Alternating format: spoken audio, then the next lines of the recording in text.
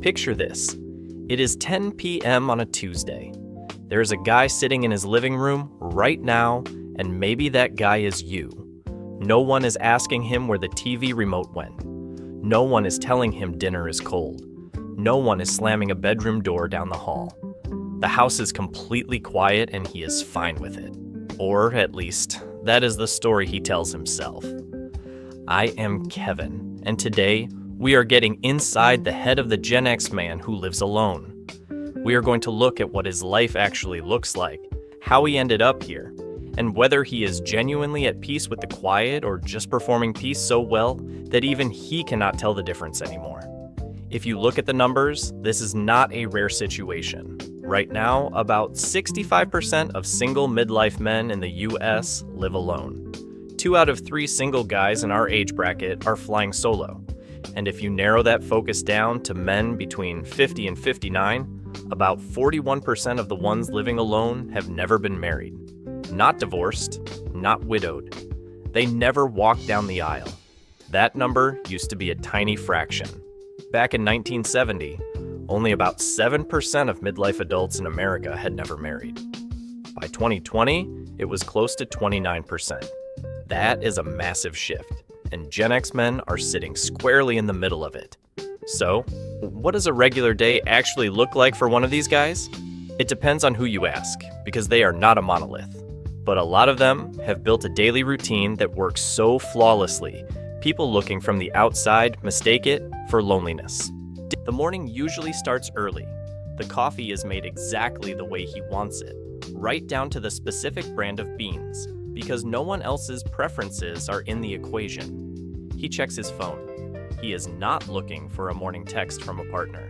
He is checking the news, the weather, or maybe a group chat with 3 buddies he has known since high school. He heads to work, or if he is already retired, he has a project waiting. It could be out in the garage, it could be a side hustle, it could be a 3-hour YouTube rabbit hole about woodworking, fixing old motorcycles, or military history. Dinner happens whenever he decides it happens. It could be a steak at 5 p.m. on the dot. It could be a bowl of cereal at 9:30 p.m. over the sink. There is no schedule he did not set for himself. And that is the exact thing people keep getting wrong. They look at this man, living by himself, and they automatically assume he is missing something. But a lot of these guys are not sitting around staring at the walls. They are doing exactly what they want to do, when they want to do it, with nobody to negotiate with. The house is theirs, the money is theirs, the silence is theirs. And for some of them, especially those who spent decades working loud jobs or raising loud kids, that silence is the first real, deep quiet they have had in their adult lives. Now, how did he get here? There is more than one road that leads to this address. Take the guys who never married. For a lot of them, it was not some grand protest against the institution of marriage, and it was not because of some deep emotional wound. They just didn't. Maybe they spent their 20s and 30s grinding away, building a career. Maybe they were in long-term relationships that ran for 5 or 6 years but just never tipped over into a wedding. A lot of these men were partnered up. They just never made the legal leap. The reality is, the longer you wait, the more your life shapes itself around solo living. You get incredibly good at it. You build a life that perfectly fits one person.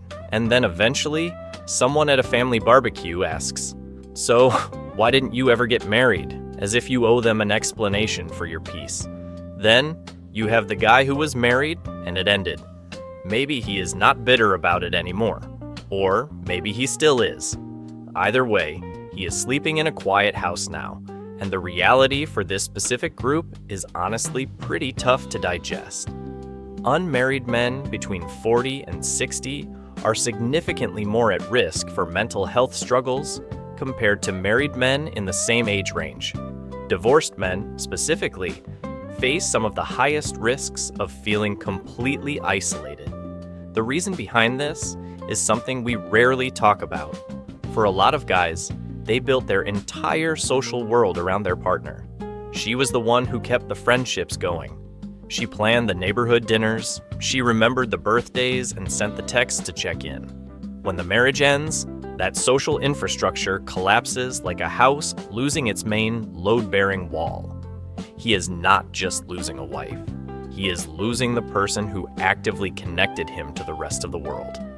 That is the split experience right there. You have the never married guy who learned how to be comfortable alone 20 years ago. And you have the divorced guy who is having to learn it for the very first time at 52. They might live in the exact same apartment complex, but they are having completely different experiences. But there is another group we have to talk about, a group that often gets overlooked, and they have been living alone longer than just about anybody. Older, gay Gen X men. LGBTQ plus older adults are twice as likely to live alone and 4 times as likely to have no children. A lot of these men came up during a really dark time in the 80s and 90s. They lost entire friend groups in their 20s and 30s to the AIDS crisis and had to rebuild their social circles completely from scratch. Some of them live alone today not because they chose the solo life, but because the people they would have grown old with simply did not make it. Their experience of living alone carries a very different, profound kind of weight. This brings us to a question that is worth sitting with. Is the Gen X man who lives alone just a natural introvert? People often assume that if a guy is living alone in his 50s, he must prefer to be entirely disconnected. And honestly, some do. But the data says something much more complicated. Studies focusing on Gen X men and friendships show that the vast majority, over 90%, say that having friends is essential to a happy, healthy life. So, it is not that they do not care about people. They absolutely do. The issue is how they connect, or more accurately, how they don't. As men, we are much less likely than women to volunteer, to attend regular community gatherings, or to join local groups. And what about the friendships we do have? Researchers call male friendships high passion, low vulnerability. That means you and your buddies will talk passionately about sports, politics, music, or fixing cars for 3 hours straight. But you won't spend even 3 minutes talking about the fact that you haven't had a real, meaningful conversation with another human being in 11 days. That is the part that hits close to home. These guys have friends. A lot of them have had the exact same friends for 20 or 30 years, but they don't call just to talk. They don't text unless it involves logistics, like what time to meet or the score of the game. They don't say, "Hey man, I've been feeling really off lately. Can we grab a coffee?" Psychologists explain it like this. Men connect shoulder to shoulder, and women connect face to face. Men do things together. We fish, we fix engines, we watch the game. Women talk to each other. Both are valid ways to build a bond. But when you live alone, and your shoulder-to-shoulder buddy moved 3 states away a decade ago, that deep connection slowly fades into a group chat full of internet memes that nobody actually reads anymore. So, are these guys lonely? Some definitely are. Recent reports looking at loneliness found that 42% of men ages 45 and older are lonely right now. And the guys in their late 40s and 50s are hit harder than the guys in their 60s and 70s. Almost half of people aged 45 to 59 reported feeling lonely. But here is the part that messes with the narrative. Loneliness actually tends to go down as people age. The older they get, the less lonely they report being.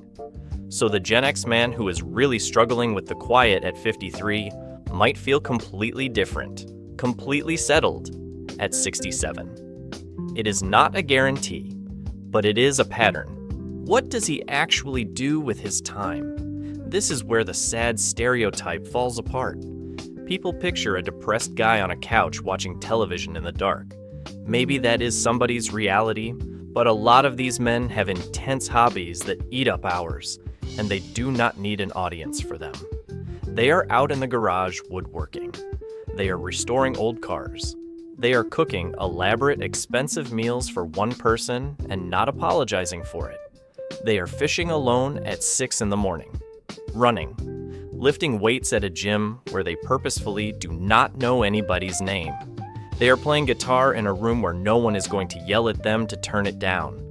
They are growing a backyard garden that produces way more tomatoes than one man could ever eat, just to give them away to neighbors they barely even talk to.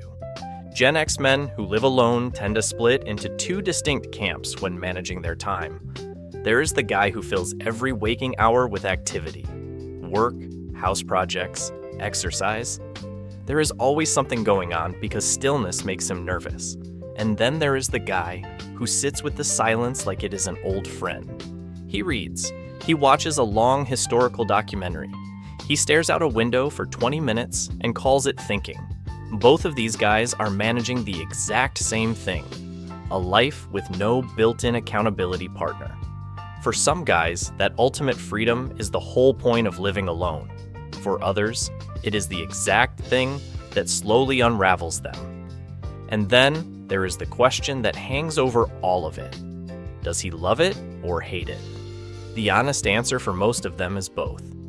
On a Saturday afternoon, when the weather is right, the house is clean, there is a cold drink in his hand, and a good game on the television, there is absolutely nothing better.